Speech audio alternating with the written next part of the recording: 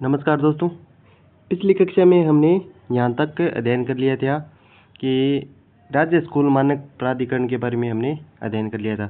आज का वीडियो छोटा सा होने वाला है और आज के इस वीडियो में हम नई शिक्षा नीति कंप्लीट कर लेंगे और अगले क्लास में हम PYQ क्वेश्चन सॉल्व करेंगे ताकि आपका NEP से संबंधित कोई भी प्रश्न गलत ना हो।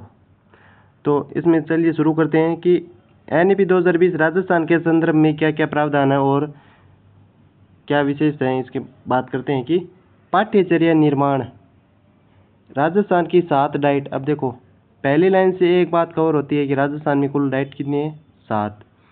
तो 7 डाइट के संयोग से नवीन पद्धति पर आधारित 4 पाठ्यचर्याओं का निर्माण किया जाएगा। मतलब अब जो पाठ्यचर्या है वो नए पैटर्न या नए सिस्टम के आधार पर निर्माण की जाएगी और वो नई 4 पाठ्यचर्या क्या है, NCF ECC।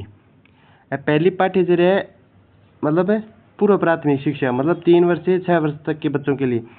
अब 2 नंबर है NCF SE मतलब स्कूल एजुकेशन। NCF किसके लिए, स्कूल एजुकेशन, स्कूल शिक्षा के लिए।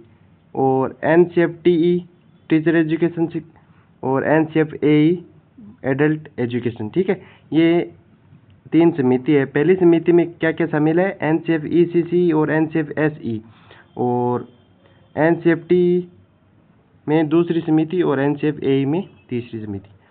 अब इसके आधार पर ये निर्माण किया जाएगा इनका पाठ्यचर्या का। ये 4 आधार है, आपको याद में रखना है। बस यहाँ से क्या पूछा जाएगा, या तो इनकी फुल फॉर्म पूछ ली जाएगी और या इनकी पूछ ली जाएगी कि राजस्थान में डाइट कितनी है, तो 7 है। इसके अलावा ज़्यादा प्रश्न बाहर नहीं आएगा रीट मुख्य परीक्षा और सेकेंड ग्रेड से, यहाँ से नई शिक्षा नीति से, क्योंकि यह तीसरी क्लास है और हमने इसका विस्तृत अध्ययन कर लिया है। अब देखो उपरोक्त चारों पाठ्यचर्याओं का संचालन करने के लिए 3 समितियों का निर्माण किया गया है। ये समिति कौन कौन सी आपको बता दिए। देखो NCF ECC और NCF SE ये एक अलग समिति है, फिर NCF TE ये अलग समिति है और NCF AE प्रौढ़ शिक्षा के लिए अलग समिति। ये 3 समिति है, ठीक है। और पाठ्यचर्या कितनी है, 4। अब देखो राजस्थान प्रशासनिक सुधार विभाग द्वारा शिक्षा नीति को क्रियान्वित करने के लिए 6 समूह बनाए गए। अब मेरा ये तात्पर्य ये नहीं है कि आप प्रत्येक लाइन को रटें, इसका तात्पर्य यह है मेरा मतलब इस नोट्स का कि आप समग्र समझ सके NEP 2020 से एक भी प्रश्न या एक भी क्वेश्चन आपसे बाहर नहीं जाए। अब देखो BRC CRC व डाइट की संरचना में परिवर्तन किया जाएगा। मतलब जो पहले डाइट की संरचना थी उसमें परिवर्तन करके हम कुछ चेंजेस लाए जाएंगे, उसमें नवाचार किया जाएगा। 2025 तक कम से कम 50% विद्यार्थियों को व्यावसायिक शिक्षा उपलब्ध करवाई जाएगी। ये प्रश्न बहुत इंपॉर्टेंट है कि 2025 तक कम से कम कितने प्रतिशत विद्यार्थियों को व्यावसायिक शिक्षा उपलब्ध कराई जाएगी, 70%, 50%, 20%। तो ऑप्शन 50% करेक्ट हो जाएगा। 2030 तक 100% युवा और प्रौढ़ साक्षरता। अब देखो अलग अलग लक्ष्य है। 2025 तक 50% विद्यार्थियों को क्या है, व्यावसायिक शिक्षा। अब देखो 50% विद्यार्थियों को क्या है, व्यावसायिक शिक्षा।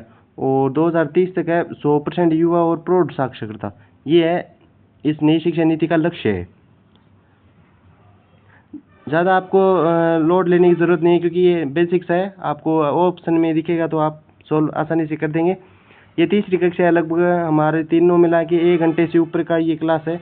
इसमें आपकी नई शिक्षा नीति 2020 आराम से कवर हो जाएगी और इसके बाद जो भी प्रश्न बाहर आएगा वो राजस्थान की हर अभ्यर्थी के लिए बाहर होगा, ये मैं दावे के साथ कह सकता हूँ। अब देखो सार्थक, अब इसमें क्या प्रावधान दिया गया है कि शिक्षा मंत्रालय MOE, पहले यहाँ पे क्या था MHRD। अब देखो MHRD को 29 जुलाई 2020 को क्या नाम कर दिया गया है, MOE, ministry of education. Bharat सरकार द्वारा शिक्षा नीति को क्रियान्वित करने के लिए जो दिशा निर्देश जारी किए गए उन्हें सार्थक कहा जाता है। देखो जो दिशा निर्देश जारी किए गए उन्हें सार्थक नाम दिए गए हैं। अब देखो सार्थक क्या है, तो NEP को या क्रियान्वित करने के लिए शिक्षा मंत्रालय ने जो दिशा निर्देश जो गाइडलाइंस जारी किए गए उन्हें सार्थक कहा गया। नॉर्मल्स है, लेकिन अगर हम नहीं पढ़ते हैं तो इसमें क्वेश्चन में अटक सकते हैं। उच्च शिक्षा में MPhil के पाठ्यक्रम को समाप्त किया जाएगा। ये बहुत इंपॉर्टेंट है, MPhil है, ये पाठ्यक्रम को समाप्त किया जाएगा हाई एजुकेशन में। और एकेडमिक बैंक ऑफ क्रेडिट्स। अब देखो यहाँ से एक क्वेश्चन पूछा जा सकता है, ABC की फुल फॉर्म, ABC की फुल फॉर्म क्या है, तो एकेडमिक बैंक ऑफ क्रेडिट्स है ABC की स्थापना करना। और इसमें क्या है कि स्नातक शिक्षा, अंडर ग्रेजुएट की शिक्षा के क्या प्रावधान है, जैसे 1 वर्ष में तो प्रमाण पत्र मिलेगा आपको, 2 वर्ष में डिप्लोमा और 3 वर्ष में डिग्री। ठीक है, अब स्नातक स्तर की शिक्षा में परिवर्तन किया गया और चेंजेस किस आधार पर किए गए। 1 वर्ष करोगे आप, मतलब जैसे कि बीए फर्स्ट ईयर कर लिया तो आज सिर्फ प्रमाण पत्र मिलेगा बीए फर्स्ट ईयर का। 2 वर्ष तो बीए सेकेंड ईयर और बीए फर्स्ट ईयर दोनों का डिप्लोमा। और अगर 3 वर्ष की शिक्षा आपने स्नातक शिक्षा पूरी कर ली तो आपको 3 वर्ष की डिग्री प्राप्त हो जाएगी, डिप्लोमा प्राप्त नहीं होगा। ठीक है, स्नातक स्तर की शिक्षा में परिवर्तन करना। तो देखो ये विस्तृत अध्ययन था नई शिक्षा नीति पर, और इससे बाहर क्वेश्चन एक भी नहीं जाएगा।